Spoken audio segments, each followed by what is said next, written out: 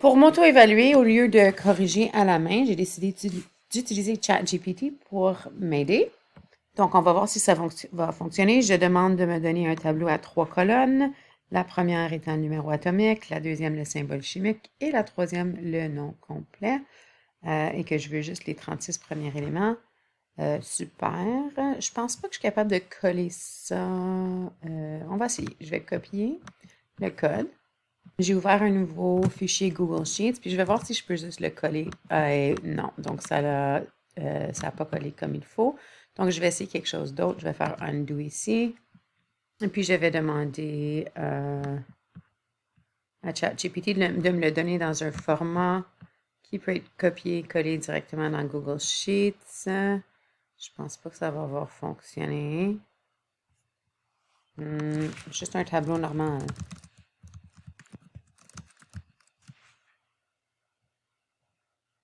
Bon, OK. Des fois, il faut parler à ChatGPT. Donc, c'est ça. Je vais prendre ceci.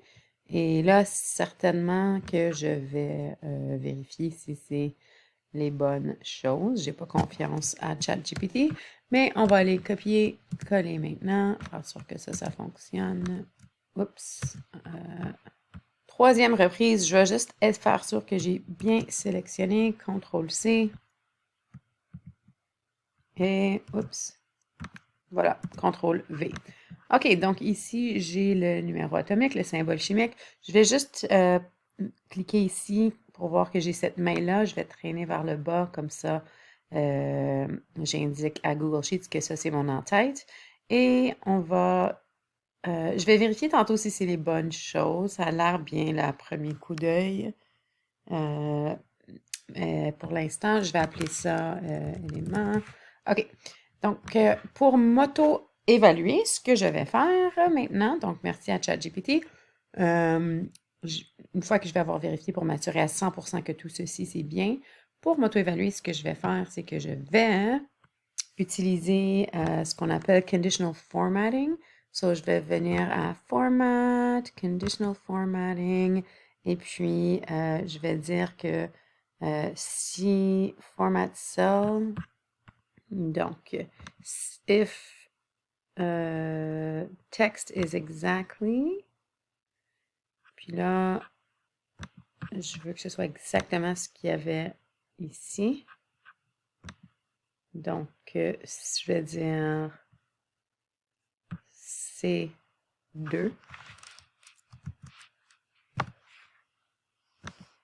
Puis on va mettre ça en vert. Et on va sauvegarder. Donc, ce qui arrive, c'est que si j'écris... Oups, normalement, je pensais... OK. Erreur. Je vais aller faire du debugging. Je fais pause, puis je vous reviens. Donc, en fait, il fallait que je mette le signe d'égalité. OK? Donc, text is exactly égal à C2. Donc, encore une fois, là, pourquoi C2? Parce que je veux que ce soit... Ici, c'est la colonne C et la ligne 2. OK? Par défaut, Google Sheets est assez intelligent. Il va savoir que pour le prochain, je veux que ce soit égal à C3 et ainsi de suite. Donc, si on teste ici, si j'écris hélium, si j'ai la bonne épellation, ça va être en vert. Donc, ce que je vais faire, c'est que je vais cacher ceci, donc hide columns BC, et je vais maintenant m'auto-évaluer. Donc, hydrogène, hélium, je sais que le prochain, ça devrait être lithium. Oups. Est-ce que c'est pas ça? Oui. Lithium. Peut-être que ma formule n'a pas marché. Et encore, je réfléchis. Ici, ça dit apply to range D2 à D3. C'est ça mon problème. Fait qu'en fait, j'avais 36 éléments. La première, c'est dans la tête. Fait que je vais faire de D2 à D37. Puis là, je vais faire ça. Voilà. OK. Fait que je me reprends. Donc, je vais m'auto-évaluer. Si j'ai pas la bonne réponse, ça devrait pas tourner en vert. Et si j'ai la bonne réponse, ça devrait tourner en vert. Donc, je vais cacher hide columns et je m'auto-évalue en continuant.